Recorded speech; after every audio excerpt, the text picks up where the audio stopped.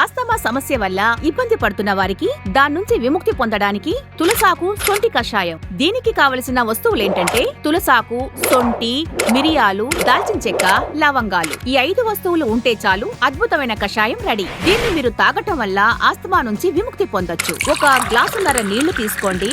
ఇందులో ఒక 10 తులసాకులు వేసుకోండి. దాంతో పాటు 1 ముక్క సొంటి, 10 మిరియాలు తీసుకొని వాటిని బాగా దంచి ఆ నీళ్ళల్లో వేసుకోండి. అలాగే ఒక చిన్న దాల్చిన చెక్క, 2 లవంగాలు, వీటన్నిటిని వేసుకొని ఆ గ్లాసున్నర నీళ్లు అర గ్లాస్ అయ్యేంత వరకు బాగా మరిగించుకోండి. మరిగించాక దాన్ని వడకట్టి అవసరమైతే కాస్త తేనె కలుపుకోవచ్చు, లేదంటే అలాగే తాగేయచ్చు. అది గోరువెచ్చగా ఉన్నప్పుడే తాగేయండి. ఈ కషాయాన్ని మీరు తాగటం మొదలు పెట్టారంటే దీర్ఘకాలికంగా ఆస్తమా వల్ల శ్వాస తీర్చుకునే ఇబ్బంది నుంచి మీరు పూర్తిగా బయటపడవచ్చు.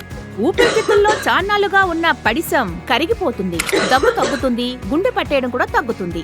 ఇలాంటి ఎన్నో అద్భుతమైన ఫలితాల్ని ఇచ్చేటువంటి కషాయమే ఈ తులసాకు సొంటి కషాయం. 2 సంవత్సరాల లోపు పిల్లలకి డాక్టర్ సలహా లేకుండా ఈ కషాయాన్ని ఇవ్వకండి. మనం ఇందులో కలిపే దాల్చిన చెక్క, లవంగాలలో కాల్షియం, ఐరన్, మెగ్నీషియం ఎక్కువగా ఉండటం వల్ల శరీరానికి కావలసిన శక్తి లభించి శరీరం దృఢంగా మారుతుంది.